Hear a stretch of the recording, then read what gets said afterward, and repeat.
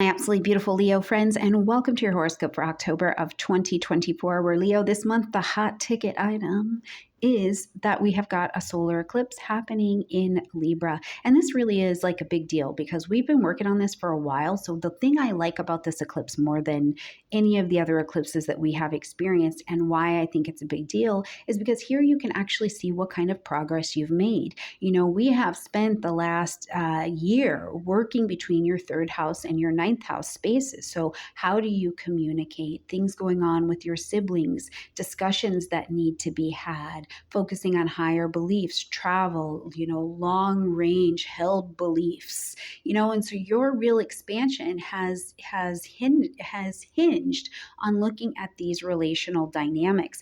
And this eclipse is not going to be any different. Lighting up your third house space, it's all about the intellectual things. How do you communicate? How do you receive information? How do you deliver it? And when we're talking about the third house, for context, right out of the gate, I want to say, in the third house, we're think college level and below. Okay, when we go to the ninth house is when we go to college and above. So for some of you, maybe there's a class you're teaching, something you were studying, something like that, something that was a huge piece of your communication and learning, and there's like a little drama happening over there, or it's like there are just changes that need to be happening because you're seeing that you've got to adjust the plan. Right? You need a new strategy around that. The other thing, Leo, that I think is important for you to know is that in the third house, there becomes a really strong component between the mind and the body, what you're thinking about and how that's translating into your day-to-day health, wellness, and routine and these kinds of things. So we'll talk all about that in just a minute. Leo, listen. If you want to learn to do astrology for yourself, I would really, really encourage you to, first of all, make sure, even if you're listening to me or anybody else, that you have your own natal chart so that you can go through this process of listening to what's happening in the general, but having this nice evaluation of how this actually stacks up against your own chart, okay? All right, Leo, let's jump in and talk about the dates for this month. So first of all, at the beginning of the month on the 2nd, we've got the new moon solar eclipse happening at 10 degrees of Leo, lighting up your third house space. So this tells us that this is a time that we're going to address communication patterns, especially with those close to you, whether that be a sibling or a neighbor or a contract that you're invested in. Because what can happen here is that in some way you're seeing where it's just been off track. A strategy about something you want to communicate or you're learning has been off track. And this becomes an opportunity to just get that back on course. Now, this particular eclipse as well is conjunct Mercury, so that gives us the extra emphasis of we're definitely going to communicate. In fact, it heightens the discussion around all things fair. Is this fair? Is this relationship balanced? But it's also square to Mars. And Mars can really be a challenge to that Libra vibration, right? Libra wants peace and you want ease in your communication style, but you're maybe having to be a bit more assertive, or someone's coming at you in a way that's a bit aggressive. So it can kind of harsh the mellow. There can feel like there's misunderstandings or some heat to the discussion.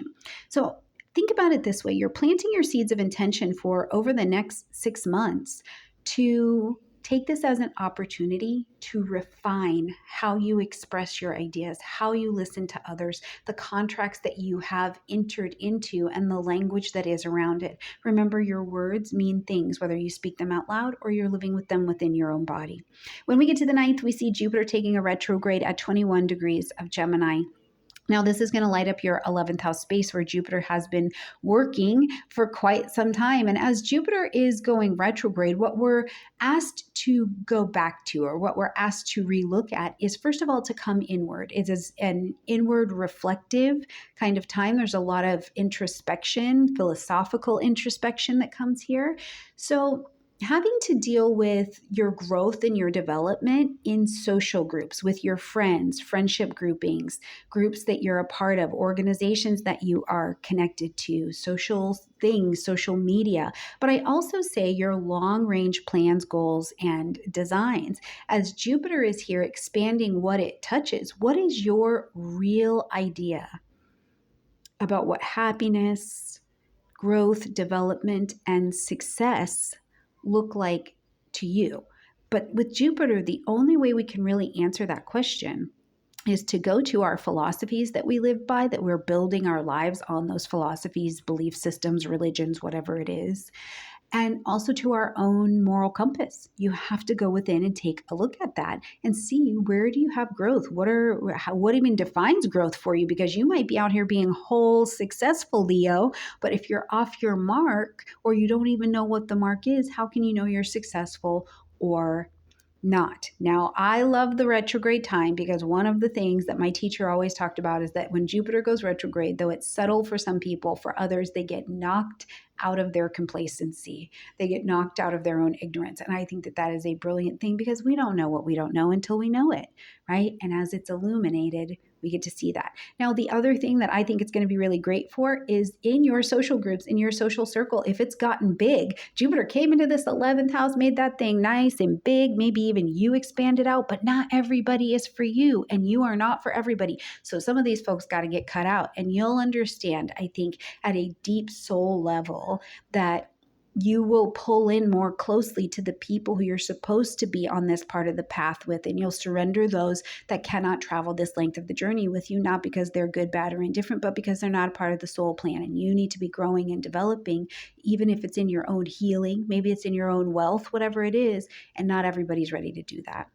On the same day, we're going to see Pluto come direct at 11 degrees of Capricorn. Now, the thing I like about this is that Pluto has been, first of all, working in Capricorn, working in your 6th house space of daily routines, health, and wellness since 2008. So this is really genuinely not a new vibration. It's not new information. But instead, what we have here is a really big review of what has been, I believe. Now, Pluto in general is about where we have these deep transformations. There's nothing subtle about a Pluto transformation. It's not like some little small thing that happens over here and nobody notices. That's not the Pluto way. But it is quiet. It is quiet. It is deep. And we look at the power dynamics, power struggles, power dynamics we've had in our lives. And surfacing things that have been hidden begin surfacing, because they're issues that need to come to the surface because they need a transformation, right? Now, at 29 degrees of Capricorn, this is a significant energy. This one is doing the rest of that deep gardening work, because we're just about done with this. So for you, lighting up things in the 6th house space, what you've been working on are, again, that health, that mental health and wellness, the daily routine that you live by, the work that you do, okay? So Pluto has been working here to say you may need to reevaluate some daily habits that you have, or maybe your work environment, or your approach to your health. And sometimes a new approach to health just comes because we've gotten older, we've gotten different, we've gotten whatever, but it requires a real big transformation, and it's typically a little bit more challenging for us to get to it. Any issues related to power dynamics at work or in your daily routine, and anything that is really deeply living in that health space has come up. Now, Pluto is direct. I think you've had an opportunity to look at it, or at least get in the zip code of looking at it. And now you can apply some solution as Pluto is going to move forward. On the 13th, we've got Mercury moving into the vibration of Scorpio, which is going to light up your 4th house space. Now, as we're experiencing this Mercury and Scorpio transit, first of all, it intensifies the mind and communication. So there's this depth, there's this focus that gets in there, because Mercury just wants the information, and Scorpio's like, yeah, but I want to uncover these hidden truths, right? So it becomes a little bit of that vibration. Now, in your 4th house space, what could this look like? First of all, the 4th house is going to get busy. Mercury's there bringing information. It's a busy kind of energy. But home, family, real estate, property, things going on with your family, your parents, right? These are all going to be up for conversation. And so the way that this can manifest is that communication within the family can become a little bit more intense, or you're talking about something in the family or in your home that has been hidden, or there's been a dynamic that's been hidden for a while. Now, I like it to the other side as well. Some people in the fourth house really get this calling and this deep need. It's not an intellectual thing at all. It is a need that rises, I think, from someplace deeper to really explore their roots or their lineage in some way. And some of that rooting can look very scorpionic, like I'm just looking at my own psychological patterns that stem from my upbringing or stem from where I've come from, and I have some questions about that now. And it's a wonderful transit for deep conversations that can lead to some really good healing, some transformation, especially emotionally. But you have to also be mindful that the other party has to be ready to engage that as well, okay? Now, when we get to the 17th, we've got a full moon happening at 24 degrees of Aries, and this is going to be to the other side of your communication space. So we're lighting up the ninth house, publishing, marketing, broadcasting, all things about belief, religion, faith, philosophy, higher education, travel, legal. They all fall into this ninth house space. So as we're experiencing this full moon happening here, the full moon asks us to end something, to acknowledge something, or to make an adjustment. We have to pivot at something that has come up for us. Now, this particular full moon, again, remember we've been looking at this Aries Libra axis for quite some time. Okay, so at this particular full moon, it's highlighting the me, it's highlighting the you. Where do you need to pivot and look at how are you actually representing yourself in what you're doing? Because we can't have a we if I don't hold my part as well. Right? So where do you need to take some action? And the full moon brings the revelation. It brings the revelation, especially emotionally, about things that are happening for us. Aries in the physical body, in how I'm leading or initiating things in my life or in my partnerships. How am I doing with that? That leads to me being so well and so fulfilled and honoring myself that I can participate in a we.